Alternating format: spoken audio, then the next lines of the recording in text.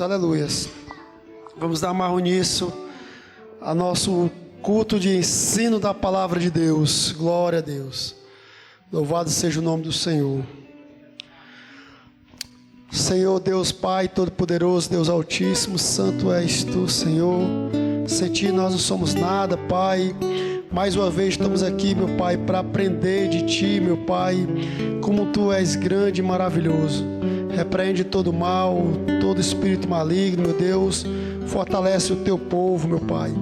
Muitas vezes, meu Deus, nós tomamos a frente e dizemos que nós vamos orar para aqueles missionários, mas muitas vezes nós que precisamos, meu Pai, que nós estamos sendo perseguidos por nós mesmos, Senhor. O nosso eu, o desânimo, meu Pai, faz-nos desistir da caminhada. Meu Deus, eu repreendo em nome de Jesus. Fortalece o Teu povo. Dá uma injeção, meu Pai, uma injeção de ânimo no Teu povo, meu Deus. Ó Senhor, um culto de ensino na terça-feira. Deus, eu creio, meu Pai, que aquele grande dia vai chegar. Aquele dia, meu Pai, que muitos que hoje, meu Pai, falta por simplesmente porque não quer vir, meu Deus, vai chorar, vai se arrepender e vai dizer quanto foram ditos ali na casa do Senhor para nós estarmos na presença. E muitas vezes nós deixamos de estar na presença, meu Pai, para fazer algo, meu Pai, que muitas vezes não nos edifica, Senhor. Ó Deus, nos fortalece, restaura, meu Pai, cubra com o Teu sangue, em nome de Jesus. Com fé eu Te agradeço, ó Pai. Amém, glória a Deus. Aleluia, Jesus.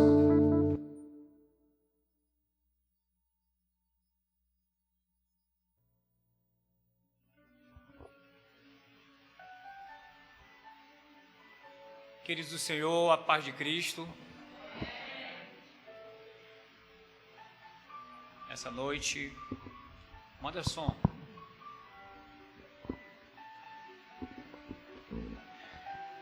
Essa noite é uma noite de oportunidade para crescimento. Culto de ensino. Põe o tema logo, Gênesis, por favor.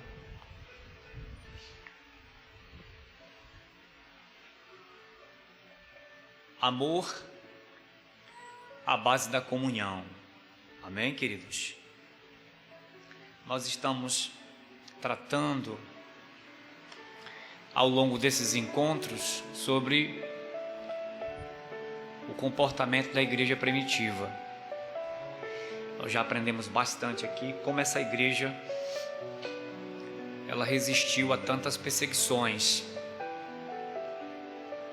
Logo no seu nascedouro, como esses cristãos se comportaram ao receber a mensagem do Evangelho. Diga-se de passagem que a mensagem é um chamado de Cristo para a salvação e também para seguir os seus próprios passos. Aquele, pois, que quiser me seguir, tome a sua cruz e siga-me. Portanto, o Evangelho é um Evangelho de cruz, ou seja, de sacrifício, tá? Quem está no Evangelho pensando que vai encontrar um mar de rosas e somente felicidades, este não é o verdadeiro Evangelho do Senhor Jesus Cristo. Aliás, pode até ser que piore um pouco mais. Contudo, a esperança do verdadeiro cristão está nas coisas celestiais e nas promessas do nosso Deus. É fato de que a igreja ela precisa ter em mente que a sua missão está pautada no verdadeiro Evangelho. Então, quando nós compreendemos isso, nós passamos a servir a Deus com integridade. Nossa fé não pode ser baseada apenas naquilo que Deus pode fazer, nos benefícios que Deus me dá, nas coisas que eu alcanço nele. Não. Isso é consequência na caminhada da fé. São consequências. Mas principalmente na permanência na sua palavra e da sua doutrina, no seu ensino. Então a prática do Evangelho ela é muito importante. Isto é, de fato, a missão da igreja, praticar aquilo que Jesus ensinou.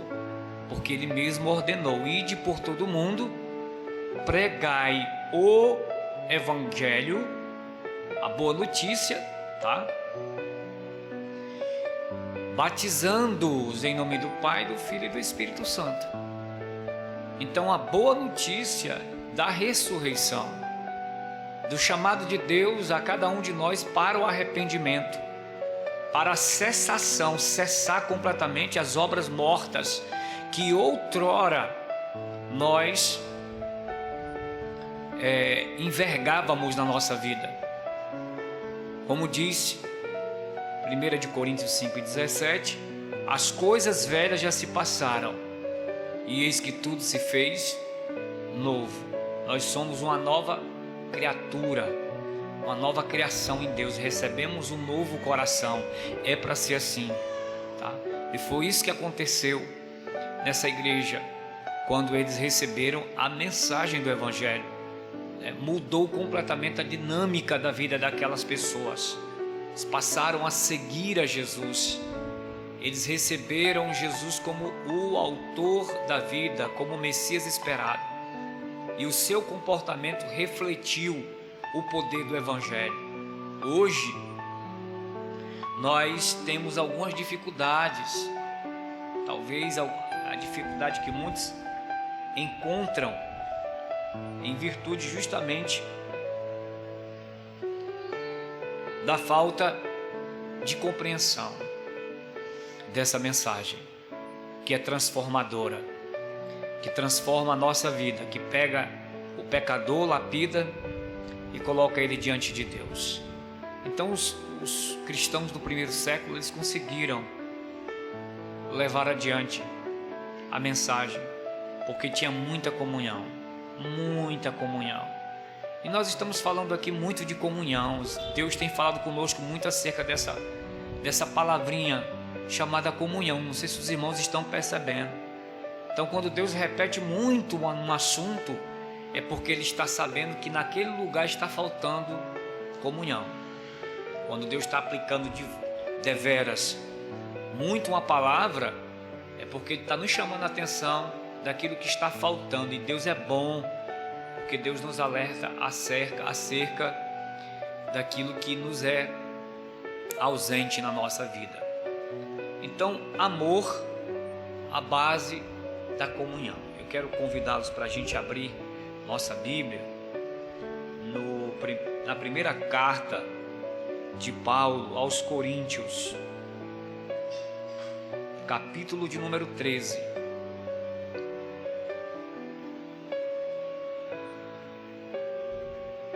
Primeira carta de Paulo aos Coríntios, capítulo de número 13.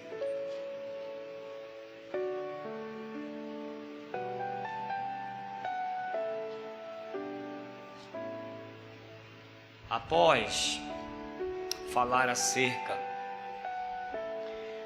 dos dons espirituais e o seu valor, no capítulo 12 de 1 Coríntios, no capítulo 13, ele vai tratar do amor.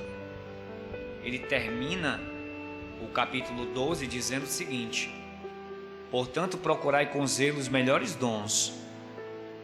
Paulo não exclui nem limita os irmãos a buscar os dons, porém ele termina dizendo assim: e eu vos mostrarei um caminho ainda mais excelente. Então ele vai para a base do amor. Capítulo 13, a partir do verso 1 diz: ainda que eu falasse a língua dos homens e dos anjos, e não tivesse caridade, seria como o metal que soa, ou como o sino que tine. Ainda que eu tivesse o dom de profetizar, e conhecesse todos os mistérios e toda a ciência, e ainda que tivesse toda a fé, de maneira tal que transportasse os montes, e não tivesse a caridade, o amor, nada seria. E ainda que eu distribuísse toda a minha fortuna para sustento dos pobres, e ainda que eu entregasse o meu corpo para ser queimado, e não tivesse caridade, nada disso me aproveitaria. Somente até aqui. Queridos, Paulo faz um contraste entre os dons e a ação do amor. Se você ainda não leu o capítulo 13, leia-o.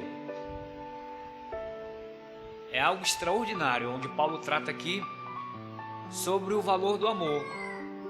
E ele faz esse contraste muito interessante. Ele diz que se alguém fala a língua dos homens e dos anjos,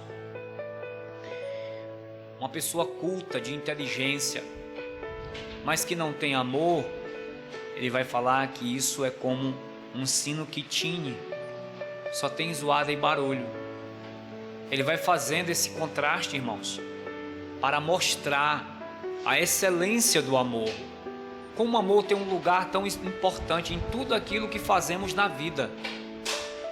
Sem a essência do amor, tudo que você fizer para Deus perde a sua validação. Olha como isso é sério. Ainda que eu entregue o meu corpo para ser queimado, que sacrifício maior não é esse, né? Que eu entregue todos os meus bens. Se isto não estiver validado pelo amor, não tem lógica nenhuma, não tem sentido algum. A pessoa ter todos os dons, ser uma pessoa usada, extremamente inteligente, se não tiver amor, isso de nada vai adiantar.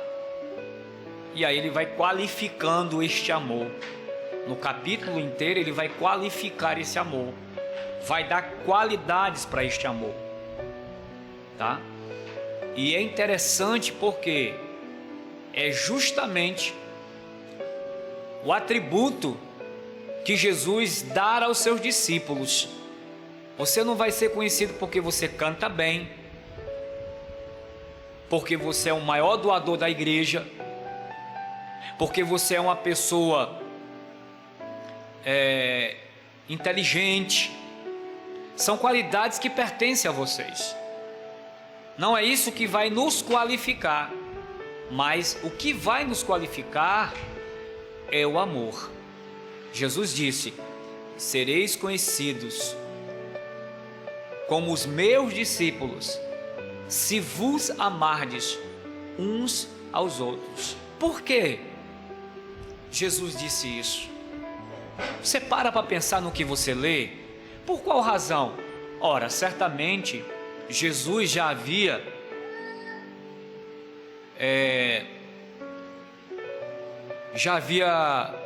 participado de tantas querelas que os discípulos traziam para ele.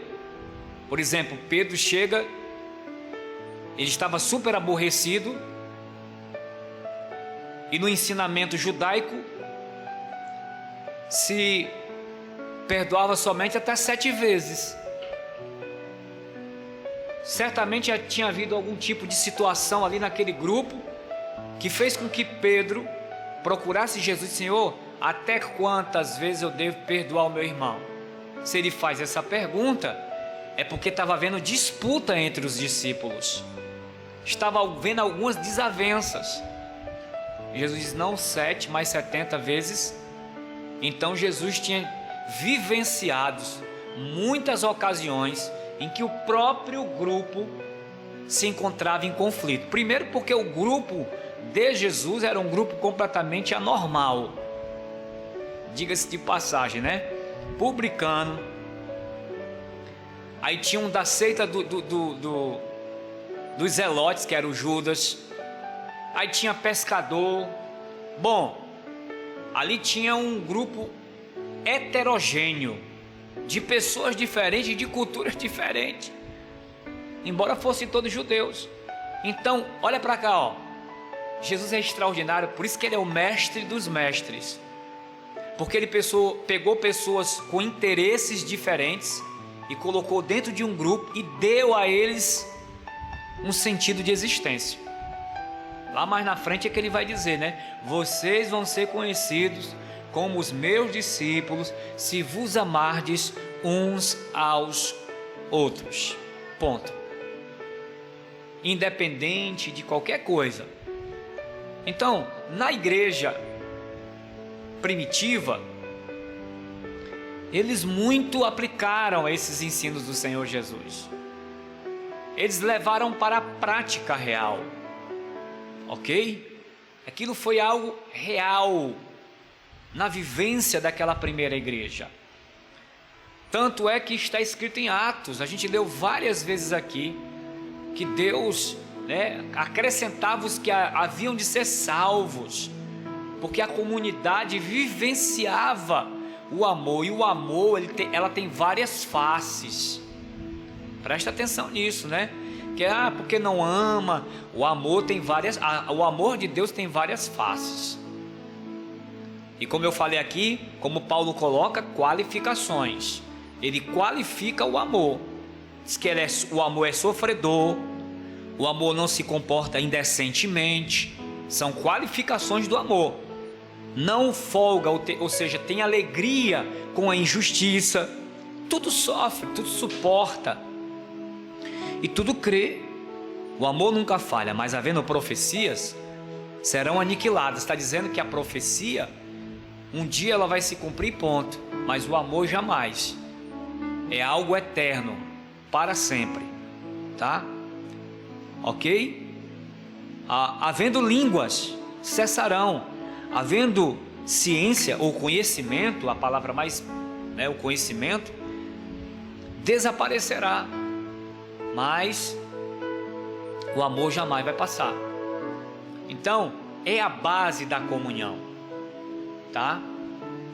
Como é que eu consigo compreender isso na prática dentro de uma comunidade que faço parte?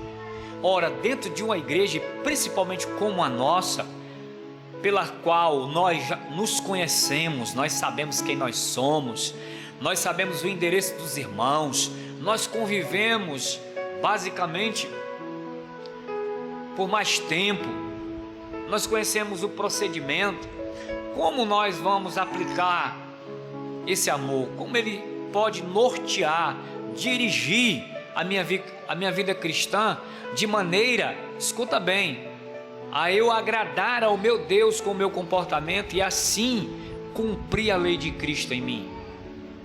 Como eu vou fazer? Tá? Já vimos diversas maneiras como a comunhão ela é tão importante para o povo de Deus. Ela tem uma importância singular. Você já imaginou, irmãos, que na eternidade nós vamos estar lá com todos os irmãos? Eu vou repetir. Nós estaremos lá com todos os irmãos. Diz a Bíblia Sagrada que todos os que foram comprados pelo sangue estarão lá.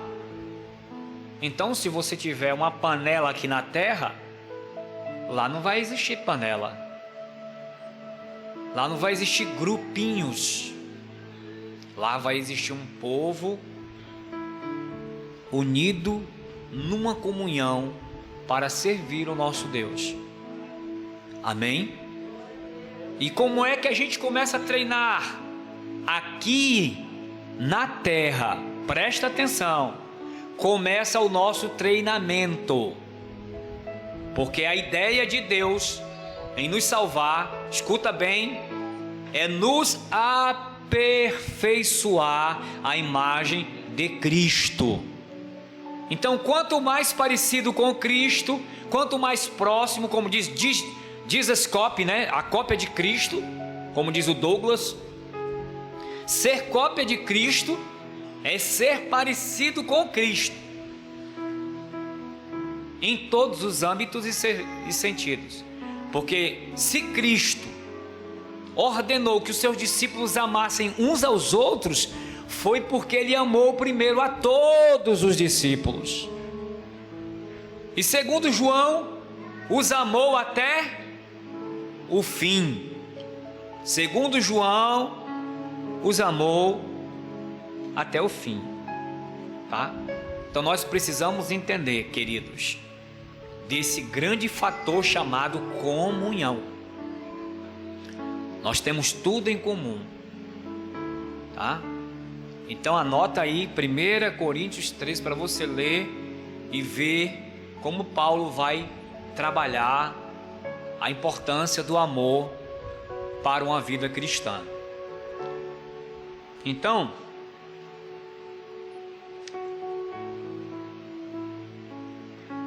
a comunhão ela só vai existir se houver uma estrutura para suportá-la.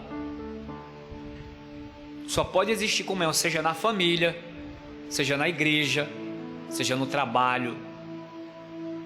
Só pode existir se houver uma estrutura para suportar.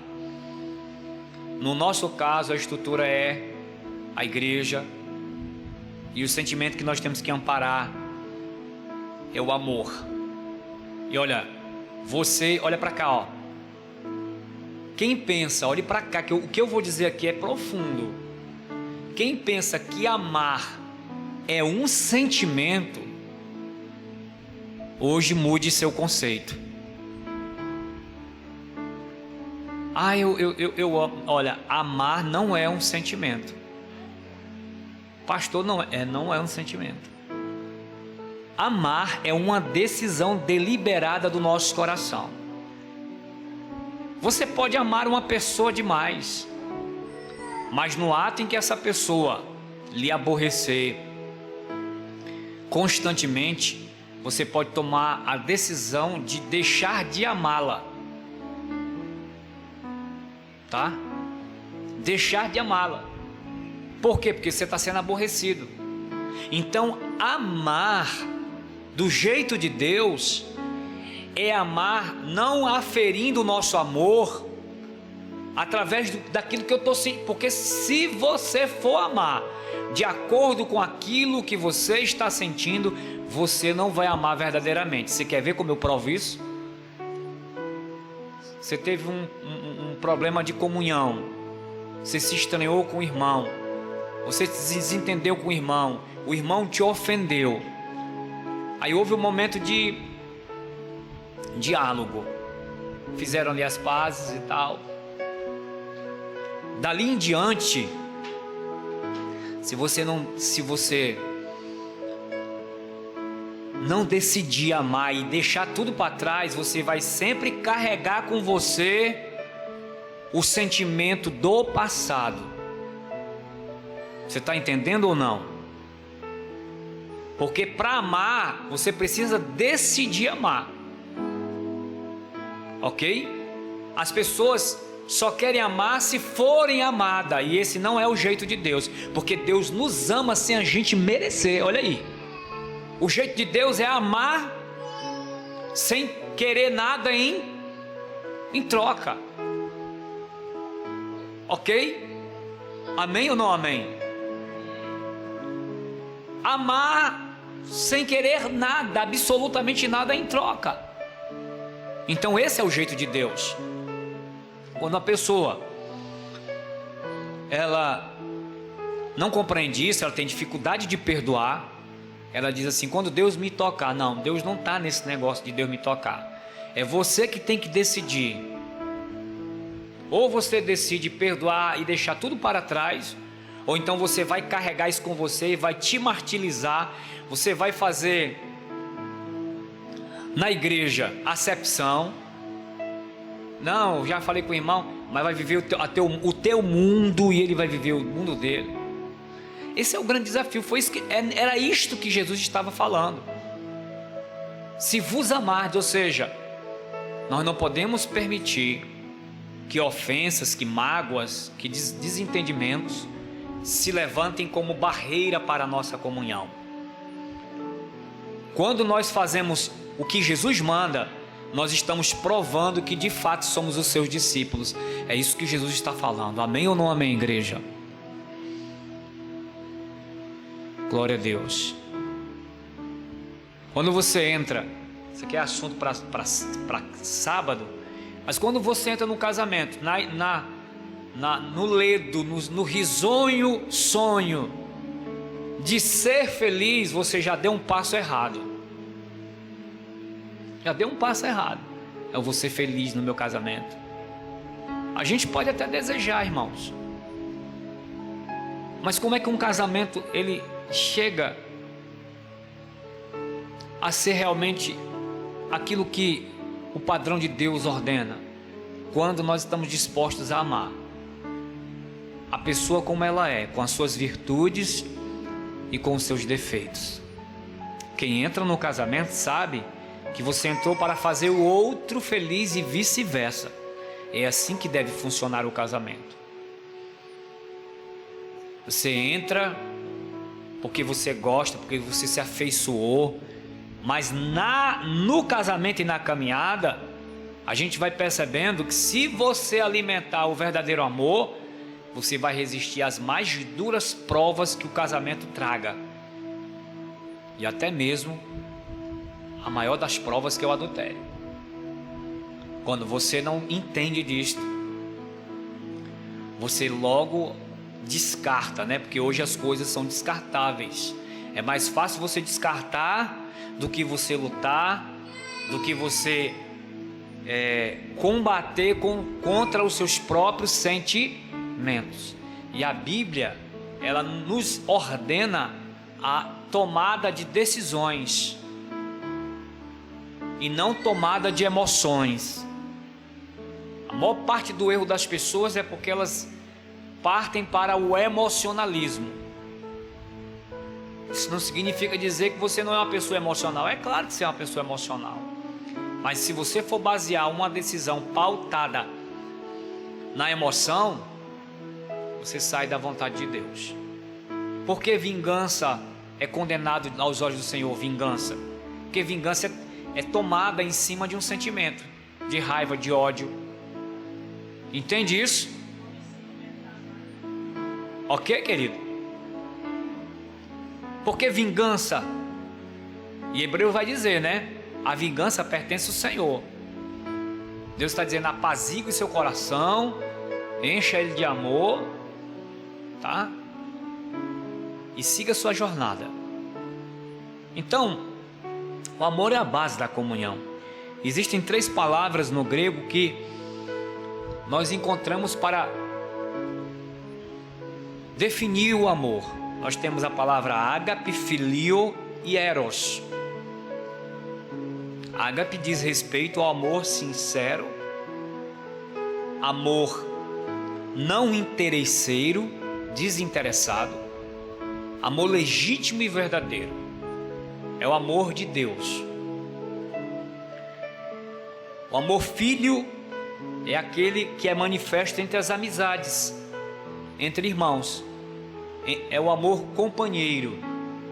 E o eros, que é o amor de ordem sensual, de homem para com a mulher, tá?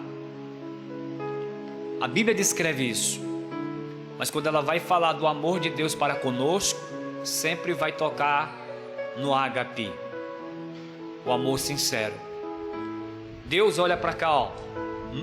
Já aconteceu isso com você?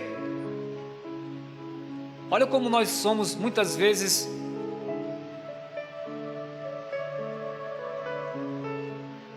injustos. Eu vou mostrar a nossa injustiça. Olha como nós somos injustos. Todos nós aqui recebemos o perdão de Deus, amém? Você tem essa certeza que recebeu o perdão de Deus? Eu tenho. Todas as vezes que eu erro, que eu vou a Deus, que oro, eu tenho consciência de que Deus me perdoou. Então, no belo dia, você ouviu o Evangelho e você recebeu a mensagem do Evangelho e se arrependeu dos seus pecados. Sim ou não? Sim. Deus nos amou, estando nós mortos em nossos pecados e em nossos delitos, com todos os erros, com a vida toda contorcida, sabe, com a nossa vida toda por organizar ainda. Deus nos amou primeiro. Deus liberou uma palavra de vida sobre nós. Nós recebemos o perdão, nos arrependemos e estamos caminhando. Mas vez ou outra nós queremos julgar um irmão. É porque tu não conhece, como se ele ou a pessoa que está falando no passado não tivesse vivido também até a mesma coisa. Olha como nós somos injustos. Ah, porque tu não conhece. Aí, porque tu não conhece a vida do fulano, do cicrano. Irmão, isso é falta de um verdadeiro amor de Deus. Aí está faltando a misericórdia, queridos. A misericórdia. Porque nós sabemos que alguns dos nossos queridos irmãos estão em curso, em processo de transformação. Ok? Quando alguém cai, quando alguém erra, o primeiro sentimento que vem sobre essas pessoas é o sentimento de afastamento da comunhão. Ela sente vergonha e não quer comparecer à congregação. Amém? Esse é o primeiro sentimento escravizador. Ok? Então nós devemos tomar cuidado. Por quê? Porque o ambiente de comunhão, ele é importante. Uma palavra você pode ferir o seu irmão, né? Algo que você... Por isso que a palavra de Deus diz que a palavra que sai da nossa boca tem que ser como sal e boa, para edificar. Se não vai falar nada que edifique, então fique calado. Porque isso demonstra a nossa... Olha, às vezes a gente precisa aprender até a poupar os irmãos. 2, 3 falaram mal de um. E por que eu vou dizer para ela? Eu vou poupá-la, para que ela não gere no seu coração um sentimento de ira, de raiva e de rancor. Por que eu vou dizer? É porque estão falando. Evite, amados.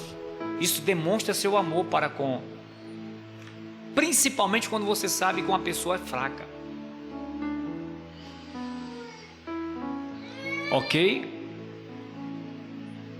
Mas não vai fazer que nem aqueles 3 irmãos que estavam em cima do monte, não.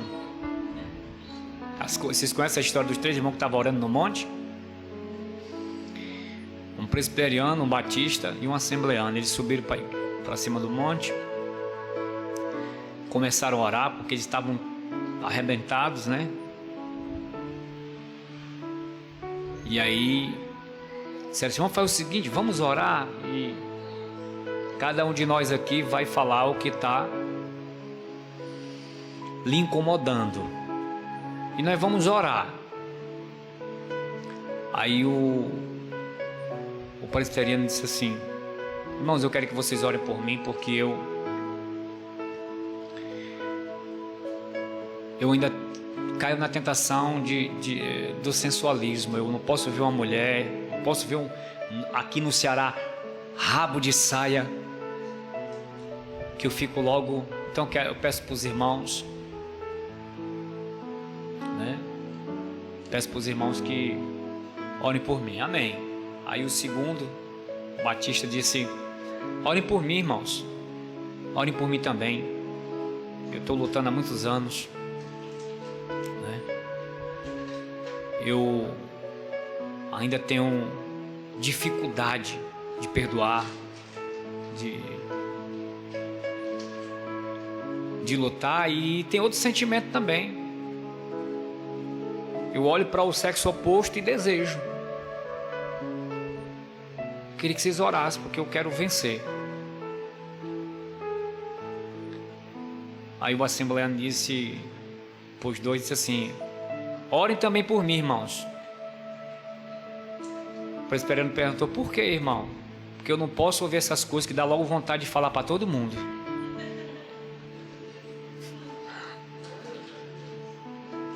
Ou seja, ele era mexeriqueiro, né? Então, nós temos que ter cuidado, porque o amor passa por essa linha. E aí, o amor ágape, ele geralmente ele une, né? Geralmente ele leva a gente a cada dia. Aprenda nessa noite que é uma decisão da gente. Exclua, o sentimento vai gritar, a vontade humana vai gritar, ela vai se opor àquilo que Deus quer para nós. Mas o amor nos capacita a vencer diante das adversidades. Olha o que Deus diz em Apocalipse: lembra depois de onde caíste, arrepende-te. Deus manda você lembrar onde foi a sua queda. Onde foi a sua queda? Porque há pessoas que querem resolver a sua vida não a partir de onde ela caiu, ela quer resolver em outro lugar. É aonde caiu, Deus diz. Tu caiu aqui, não vai resolver lá na casa do Chico, porque não vai resolver nunca. Não, mas eu estou servindo a Deus, e o Deus que está lá não está aqui também não? Ele não está sabendo também não? Os irmãos estão tendo compreensão? Então o Senhor manda a gente lá no ponto onde nós fraquejamos. Arrepende-te, senão virei contra ti e removerei o teu castiçal. Ou seja, a luz que há em ti vai se tornar trevas. Então perceba que a comunhão ela é importante, né? Primeiro ponto, precisamos gerar um ambiente que propicie isso, cultivando os sentimentos. Por quê? A gente precisa tomar tempo. Eu falei aqui numa das ministrações que qual era o lugar de comunhão desses irmãos? A mesa, irmãos. A mesa não era um lugar só para se alimentar, era um lugar de compartilhamento, de conversa, era um lugar de viver a vida, de você compartilhar as lutas e as alegrias. E você só vai conhecer alguém se você conviver com ela. Isso é comunhão. Ok? Alguém pode me responder aqui uma coisa? Vocês podem me responder uma coisa? Quem conhece o Neymar aqui? Quem conhece o Neymar? Vocês não conhecem o Neymar não, irmãos. Vocês conhecem o nome, a fama, mas vocês convivem com ele. Para você conhecer uma pessoa, você precisa conviver, caminhar. Olha para cá. Jesus passou quanto tempo com os discípulos? Quase 3 anos e meio. Naquela época, seguir a um mestre, a um Rabone, significava você deixar a sua vida para ser discípulo daquele mestre, comendo o que aquele mestre comia, dormindo daquele mestre estaria. Era seguir ele aonde ele estiver. Ou seja, isso propiciou o quê? Comunhão com Cristo. Eles vivenciaram. Então, como eu posso ser membro de uma igreja, de um núcleo cristão, se eu não convivo, se eu não conheço? É por demais importante o tempo de convivência. Mas hoje nós encontramos algumas dificuldades para que isso ocorra, tá? Nós encontramos. Tudo que nós temos que fazer hoje é para ontem, não é nem para hoje, é a correria. O mundo secularizado de hoje é o mundo do fast food. Tem que ser aqui, tem que ser agora, é correndo. É o mundo globalizado, dos enlatados, da comida pronta, da praticidade. Até na fé, irmãos, a praticidade ela muitas vezes não vai caber dentro da fé, porque a fé religião de contato. E quem não tem tempo, a gente vê aqui às vezes, né, a pessoa olhando para o relógio, quer ir embora, quer correr, porque tem que fazer isso, porque deixou para fazer aquilo. Nosso pastor aqui tem o maior cuidado do mundo com essa questão do horário. Sabe por quê? Porque isso é um tipo de opressão que o mundo está trazendo até mesmo para a nossa comunhão. É uma opressão muito grande, não tem que correr. E agora com essa questão da pandemia é que a coisa complicou mesmo, né? Terminou, a gente tem que ir para casa, arrancando um bem tão precioso. E diga-se de passagem, a comunhão tem a ver com as coisas da fé. Antigamente as pessoas, quando terminavam o culto, que palavra abençoada, comentavam, essa palavra foi tão profunda, Deus falou comigo, Deus, sabe, esse culto foi tão gracioso, que bênção. Mas quando termina os nossos cultos, a conversa é: ei, mulher, tem a revista da Avon, hein? Ei, mulher, tu trouxe não sei o quê? Ei, mas tu viu o gol do fulano?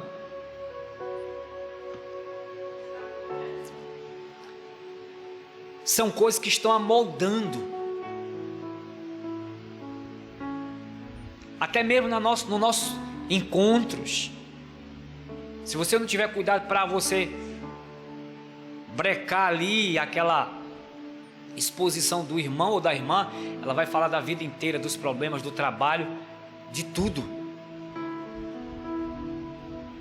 E nós precisamos olhar para a beleza do Evangelho, que transforma, que muda a nossa vida. Então nós precisamos cultivar as nossas amizades, tá? Isso tem afetado muito a comunhão do povo de Deus. E aí onde entra o amor, né? Ok? Num bombardeio que a gente está hoje de informações, você recebe informações 24 horas por dia. Sabe, é informação demais. Se você tiver vários grupos de WhatsApp, você recebe tanta informação, a tua mente fica encharcada de tanta informação, e você vai ter que depois fazer um detox. Um detox. O detox às vezes é você... Porque eu já falei aqui porque que Jesus se isolava, porque que ele ia para o monte, tá? Você que mora em área urbana, que nem nós moramos, em cidades, procura um horário no dia para você orar, e você vai ter dificuldade. É zoada, é menino chorando, é panela batendo, né? É zoada de gente trabalhando, é ônibus passando, é zoada de carro, é cavalo, menino, é um monte de coisa. Porque esta é a realidade da vida urbana. Então, se você quer orar, ou você vai para a madrugada, ou para amanhã bem cedo. É isso que Jesus fazia, para que ele pudesse fazer a desintoxicação, o ouvido ouvir melhor a Deus, a gente poder ter um tempo de qualidade com Deus. Eu não estou falando aqui, amados, do nosso encontro coletivo, não. Eu estou falando da tua qualidade com Deus. Então, amados, essas são os desafios da igreja moderna. E outra, a igreja, ela está enfrentando diversos desafios. São desafios que requer da gente posicionamento. Requer da gente posicionamento. Então, a comunhão é importante. A gente precisa fomentar. Os encontros servem para isso, de G6, de mulheres, de homens, justamente para a gente poder até conhecer o irmão que está chegando novo na igreja, abraçar, orar, conhecê-lo, né? Fomentar, e para isso a gente precisa deliberar tempo, tá? Para estar no corpo de Cristo, tá?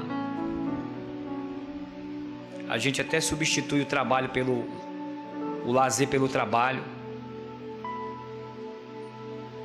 O capitalismo está esmagando as pessoas. Está esmagando as pessoas. Nas famílias há um verdadeiro festival de casa separa. Nunca se viu tanto esse tipo de comportamento que querem naturalizar nos nossos dias. É comum, não deu certo, cada um vai para o seu lado. Não é assim que nós temos escutado? É uma avalanche de situações como essa. Isso não é natural, é antinatural. Não é natural. Essa ansiedade que toma conta das pessoas, ok? Então, amados, precisamos cultivar bons sentimentos, e a igreja oferece espaço para isso, tá? A igreja oferece nos seus encontros com seus membros, para que a gente desenvolva isto em amor. E a presença do amor na comunhão é muito importante, ok? A presença do amor na comunhão é muito importante.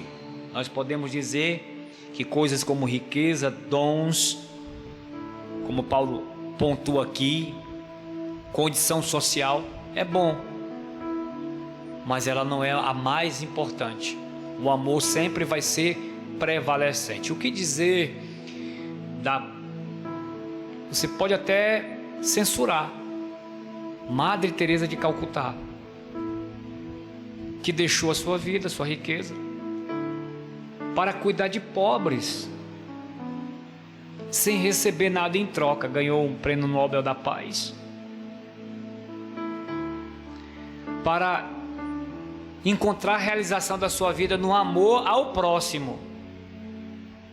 A minha pergunta: quem é o teu próximo? Eu vou dizer quem é o teu próximo. É todo aquele que precisa da tua ajuda. E eu não estou falando de credo religioso. Essa é a marca do cristão, o amor do crente. Quem é o nosso próximo? É todo aquele que precisar da nossa ajuda e do nosso amor. Eu falei no princípio que o amor tem várias faces. Tem a face da correção. O amor de Deus se manifestou a nós, nos amando antes de estarmos em Cristo. Então, amados, quem vai amar nessa condição? Só os que estão em Cristo Jesus. Só os que caminham em Cristo Jesus. Em Oséias 11:4, a palavra diz: com cordas humanas, com laços de amor. Laços de amor. O Senhor amou a Israel. O profeta Oséias foi utilizado para, através do seu casamento, dar uma mensagem a Israel. A esposa de Oséias traiu, o Senhor ordenou a ele, viu? Vai, casa com a mulher da vida. Porque Deus tinha em mente que a vida de Oséias era uma mensagem para o povo de Israel. O profeta era estimulado a sempre receber a sua esposa, demonstrando um amor incondicional, um amor improvável. Esse é o amor que Deus quer que a gente demonstre na comunhão, fomentar a comunhão através de um amor dessa natureza, amados. Mas a palavra de Deus também diz assim, em 1 João 4,20: se alguém diz, eu amo a Deus e aborreço ao meu irmão, é mentiroso. Pois quem não ama seu irmão, ao qual viu, como pode amar a Deus a quem nunca viu?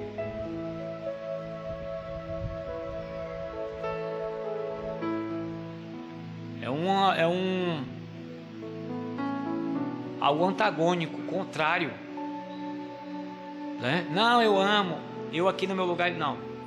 A Bíblia está mandando a gente amar nesse sentido, de até se caso for a pessoa ser injuriada. E é a coisa difícil, porque a carne da gente quer agir de uma forma diferente, né? Ok? De uma forma diferente. É por essa razão que essa marca está na vida dos crentes. Eu já dei um testemunho aqui de os missionários que estão trabalhando em áreas dificílimas. Eles trabalham na área onde há muçulmanos radicais que perseguem os crentes, os irmãos. E eles destruíram uma aldeia de crentes, a igreja, mataram muitos crentes. Mas no meio deles também ficou muitos feridos por conta daquela situação. E os próprios muçulmanos deixaram eles para trás. E os irmãos que foram atacados, que tiveram baixas e percas, pegaram esses muçulmanos, acolheram e cuidaram dos seus ferimentos. E aquilo foi como um parafuso entrando na cabeça de um muçulmano, porque eles não conhecem a palavra amor. Eles não conhecem a palavra misericórdia. O Alcorão, a Bíblia deles, né? E está demarcado como eles devem agir. E aquilo fez com que muitos deles se convertessem ao Evangelho, só pela prática do amor. Eles praticaram o que Jesus disse: se o teu inimigo tiver sede, dá-lhe de beber; se tiver fome, dá-lhe de comer. Se insistir em caminhar com você 1 milha, vai com ele 2. É difícil, pastor, traduzindo isso para a nossa convivência, é a tua esposa,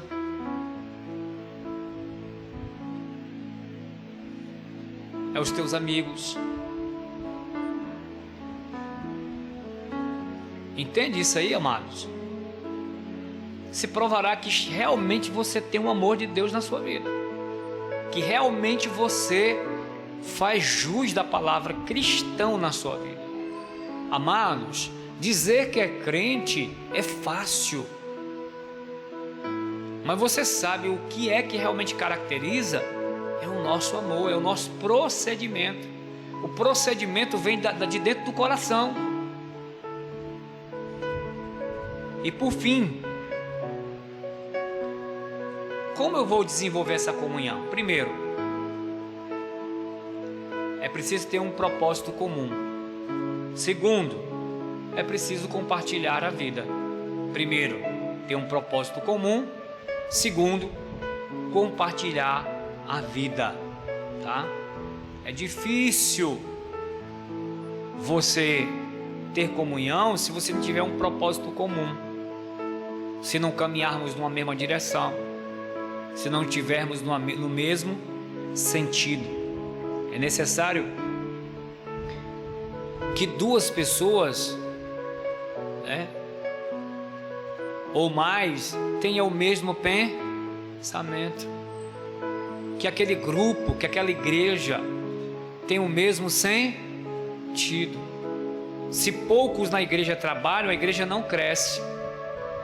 Se poucos se importam com aquilo que a igreja tem como visão, essa igreja não vai crescer na comunhão, irmãos. Ela não vai desenvolver. Por quê? Seus interesses estarão acima da comunhão. Você nunca vai estar disponível para somar naquele corpo, tá? Então é preciso ter um propósito comum. Você não pode ver pessoas de objetivo diferente, porque pessoas com objetivo diferente caminham em direções opostas. Eu quero uma coisa, você quer outra. Quero fazer algo para Deus, você quer outra. Então não vai dar certo, irmãos. Todos temos que ter o mesmo propósito. Amém? Para quê? Para que a comunhão seja plena, para que Deus seja glorificado, para que o reino de Deus cresça, para que as pessoas se sintam acolhidas. Se alguém chega aqui e você não fala com ela, você não dá uma boa noite, tudo bem, meu querido? Que bom, é a primeira vez que você está aqui. Isso não é, olha aqui, ó, papel só da pessoa que está na portaria, não. É de todos nós. Porque isso chama-se acolhimento. Tudo bem? Aí a pessoa chega aqui, ela se sente um corpo estranho. Ela nunca mais vai voltar naquela igreja. Porque primeiro, eu não vou lá para aquela igreja, ninguém fala comigo. Ninguém nem me notou. Ninguém nem me notou, né? Então, amados, a gente precisa lutar para fazer a coisa diferente. Então, quando a pessoa tem um propósito, ela se sente bem ao lado das pessoas, de receber, de falar, ok? Para que o Senhor seja glorificado na tua vida. Eu já vi a Lilian dizer, uma componente da Voz da Verdade, o rapaz dando testemunho: eu me converti aqui nesta igreja por causa de um sorriso da Lilian, um sorriso. Tudo bom? Sorri, irmãos. Ok? Então, assim nós vamos desenvolvendo a nossa comunhão. Agora, quando ela está quebrada, não. Quando a comunhão está quebrada, a pessoa entra na igreja, ela vai para o culto e ela quer dar o seu culto a Deus individual. Ela se isola. Eu falei até que de isolamento no último encontro, que é perigoso, né? Isso não funciona. Nós precisamos ter um propósito comum. A Bíblia diz em Atos que tudo era comum naquela igreja. Então só vai fazer o corpo crescer, que as pessoas vão se sentir bem. Elas vão interagir, tá? Segunda coisa é compartilhar a vida. Você não tem como compartilhar a sua vida se você não aprofundar os relacionamentos, passar tempo juntos, vivenciar os encontros. Isso é um princípio familiar. Você sabia disso, amados? É um princípio familiar. Antigamente, nas famílias, as pessoas, elas valorizavam muito o domingo, porque tinha um almoço da família e os membros estavam ali. Hoje em dia, as pessoas não valorizam mais esses princípios, né? É por isso que nós estamos vendo tanta coisa quebrada na família. Eu sou de uma geração em que todo domingo a gente ia para casa da Carolina e nós íamos para a mesa, meio-dia, para tudo, e nós íamos para a mesa e nos alimentávamos e conversávamos, e hoje em dia não. Hoje um come lá na sala, o outro em frente da TV, o outro no quarto, o outro não chega no horário. São quebras de princípio, meu irmão. Às vezes não conhece nem um familiar que chegou na família. Então, se a gente quer compreender isso, a base vai ser o amor e a prática desse amor. É importante que a gente compartilhe os momentos de fé, irmãos, para até mesmo nos autoajudar. Então, as atividades da igreja vai servir para isso, para fomentar o momento de comunhão. E você vai ter que lutar. Lute contra a carne. Ela vai dizer assim: não fale com a irmã fulano, não fale com o irmão, não. Você vai falar que você é crente. Você é crente. O sentimento vai dizer assim: eu não ame não, mas eu é que tomo a decisão. Tá? O inimigo é expert em tentar criar situações. E é engraçado que é só no solo da igreja. E nós precisamos lutar contra a nossa própria vontade. Então eu encerro dizendo o seguinte: a palavra de Deus nos estimula a viver a comunhão. A comunhão. Tá? Ela é importante para a nossa... Ela tem uma importância vital para a nossa vida espiritual. O irmão espiritual não é aquele que fala em línguas, não é aquele que profetiza ou que prega melhor. O irmão espiritual é aquele que vive a palavra de Deus em amor. O irmão e a irmã espiritual é esse, que se esforça por obedecer a palavra e amar, mesmo quando é injuriado. Jesus amou quando injuriado. Estevão amou quando contrariado. Pai, não imputes a eles esse pecado. E adormeceu, morreu. Essa é a grande questão, porque o mundo que nós fazemos parte é o mundo egocêntrico. Treina as pessoas para o egocentrismo. Mas a palavra de Deus nos ensina a viver como Cristo viveu, no centro do seu amor. Por que, pastor, você está dizendo isso? Porque nós, irmãos, sabe o que é que nós merecemos? Nós merecemos o inferno. Não há nada de bom em nós se não fosse o Espírito de Deus. Entende? Por mais que você tente entender e pensar que está na condição boa, ainda assim nós somos pecadores. Tudo que nós fazemos de bom, Isaías diz que é como trapo de justiça, de imundícia.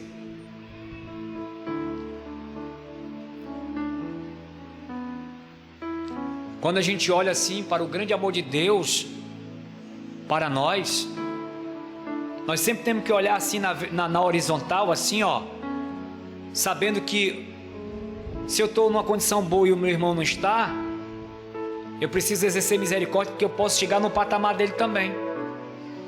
E eu preciso amá-lo na altura que Cristo ama. Quanto você acha que Cristo ama o teu irmão que está do teu lado? Quanto você acha que Deus ama aquele que é diferente de você? Deus ama, mas uma coisa que Deus considera é que nós somos pecadores. Pecadores. E que Ele não vai burlar a sua lei, a sua palavra, para satisfazer a caprichos humanos, não.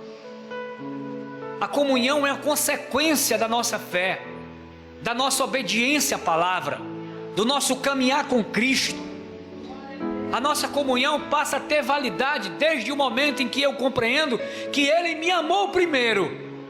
Ele me amou primeiro, estando eu morto, o que eu merecia o inferno. Se eu morresse sem Jesus, certamente o inferno me aguardaria, eu seria mais um longe da glória de Deus. Então não é porque eu sou bonzinho, não, é porque Deus teve misericórdia, Deus teve amor pela minha vida. Não é porque eu sou melhor do que qualquer um de vocês, não, é porque eu compreendi o amor dele na minha vida.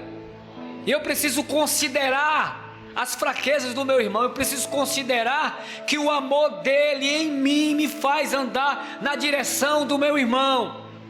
O amor dele em mim opera misericórdia, o amor dele em mim opera graça, e a graça de Deus me faz entender que eu sou um pecador passivo de erro, mas que todas as vezes que eu vou à cruz de Cristo, eu finco lá na cruz de Cristo as minhas fraquezas.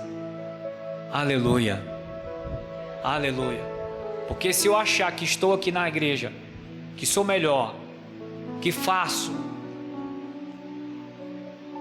que eu sou a pessoa, isso é meritocracia, é mérito, e nenhum mérito nos coloca em condições de salvação.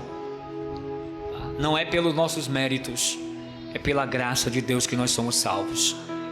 Vou repetir, não é sobre os nossos méritos, é pela graça de Deus. Por isso que quando chegar alguém aqui, aleluia, Deus ama essa pessoa que está sentada aí no banco. Deus ama essa pessoa que tomou tempo, que saiu da sua casa, que veio para ouvir sobre o amor desse Deus, que nos convida a mudar de vida, que nos convida, aleluia, a mudar de direção, a viver uma vida diferente, a viver uma vida que expressa a glória de Deus. Esse é o evangelho da transformação. Não é um evangelho que me faz viver uma religião, eu isolado no meu canto, o irmão no canto dele. Não, amados, de forma alguma. É um evangelho de transformação que me confronta na minha vontade, que me confronta no meu desejo. A minha carne é ruim,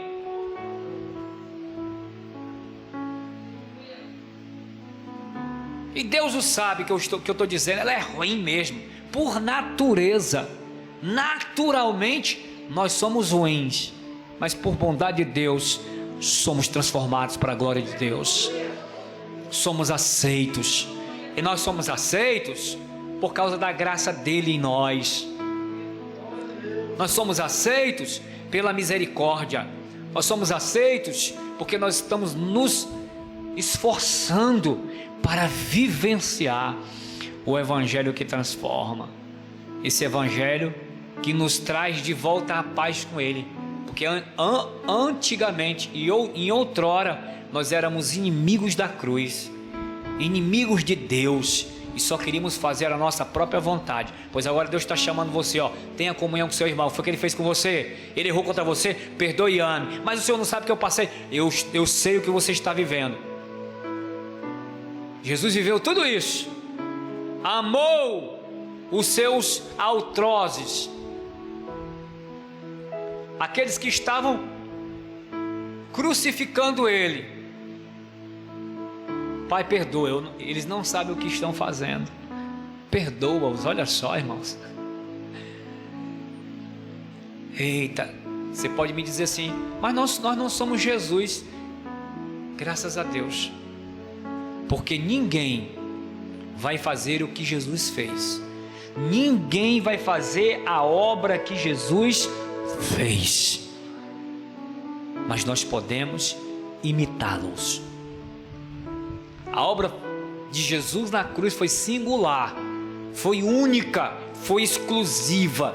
Por quê, pastor? Porque ele foi o único que morreu sem pecados. Ele morreu sem pecados, ele morreu injustamente, mas aprove a Deus fazê-lo enfermar. Aprove a Deus, porque por causa do sacrifício é que nós temos comunhão uns com os outros. E como diz João, o sangue de Jesus nos purifica de toda a iniquidade. Se você não tiver comunhão com o seu irmão, se você não tiver comunhão com o seu próximo, você é um mentiroso. É, pastor, é assim que a Bíblia está dizendo.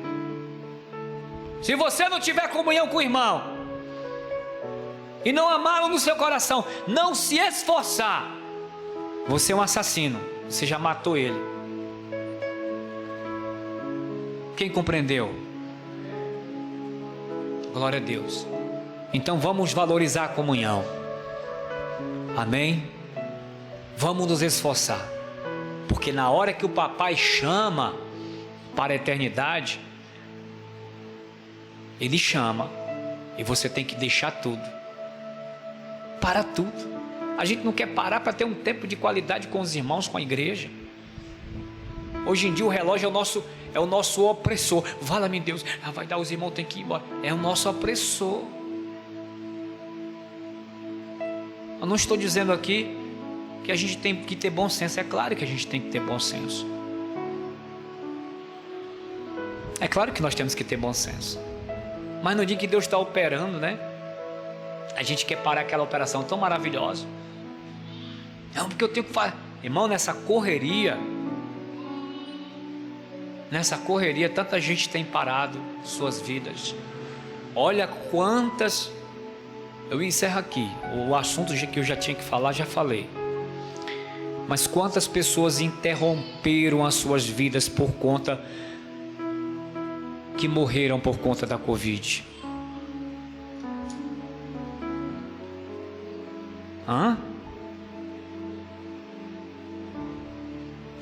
E quando a gente parte, não dá para acrescentar mais nada. Não dá. Quantas pessoas interromperam sua existência?